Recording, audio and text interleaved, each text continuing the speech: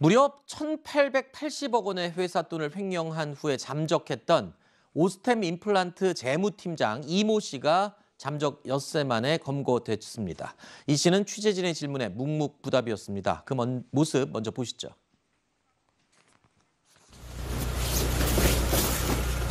회사도 횡령하신 이유가 뭡니까?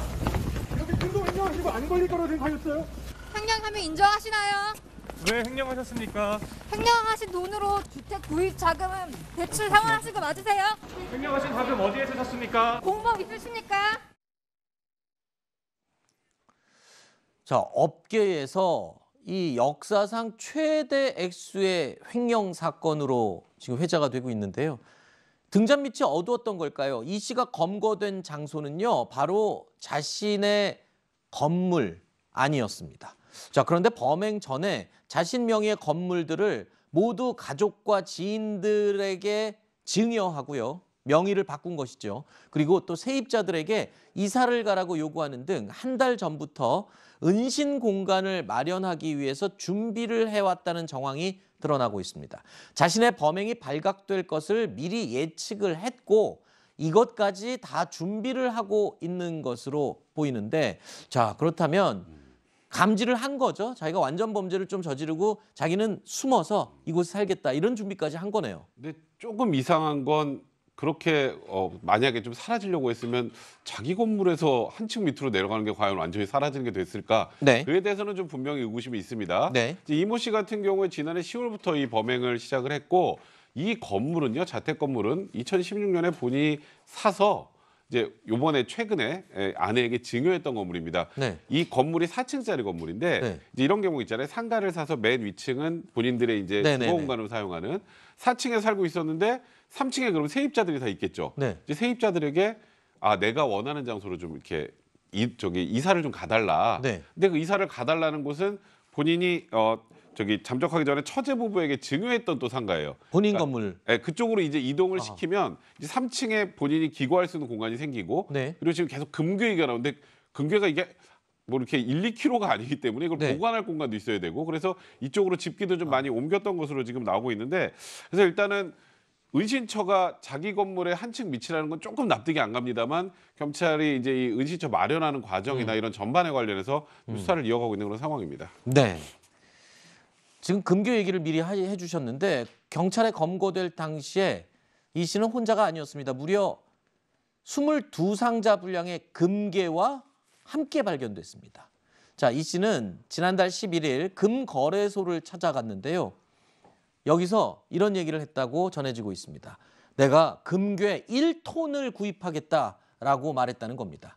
그리고요, 실제로 680억 원을 주고요, 금 800kg이 넘는 이 800kg이 넘는 금괴를 구입한 것으로 지금 확인이 됐습니다. 자, 이 씨에게 금괴를 판매한 업체는요, 처음에는 이거 사기 아닌가라고 의심을 했다고 합니다. 그런데 곧장 돈이 입금됐으니 거래를 할 수밖에 없었다라고 말하는 것으로 확인됐습니다. 자, 이 씨가 구입한 금괴는요, 상자 40여 개 분량이라고 하는데, 그런데 현장에서 발견된 건 아까 말씀드린 대로 22개 뿐이었거든요.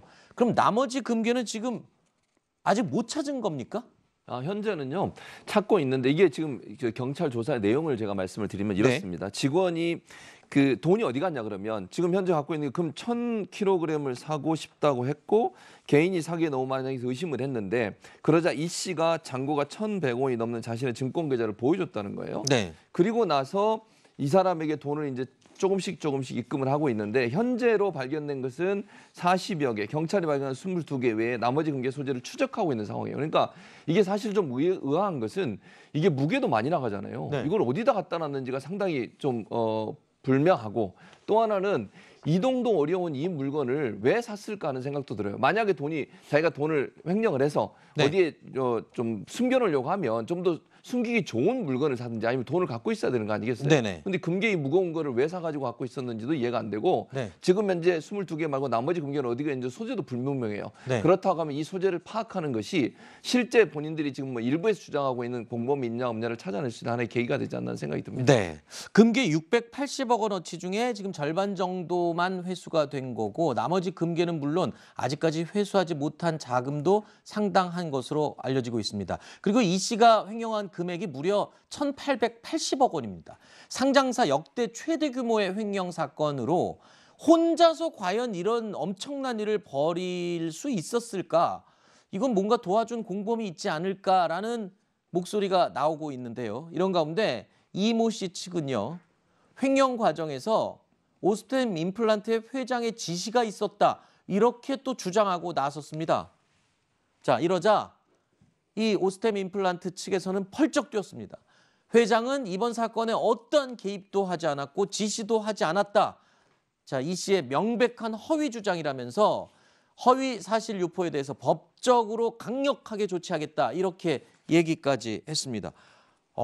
이거 뭐 이런 지금 또 주장을 할 수 있는 상황이 그러니까 제가 됐네요. 아까 좀 이상한 부분은 있다고 했죠. 네. 이거는 뭐 저희가 단언할 수 있는 내용은 전혀 아닙니다만 네. 아까 말씀하셨던 것처럼 구태여 그렇게 무거운 금괴를 가지고 네. 그리고 은신처라는 것도 자기 집 한 층 건물이고. 밑에 그러면 이게 무언가 그리고 이런 정도의 대규모 횡령이라면 이거 혼자 과연 가능한가? 그리고 문제는 그 전에 지난해에도 이 사람이 이제 횡령 문제로 회사 내에서 뭐 문제가 있었던 거거든요.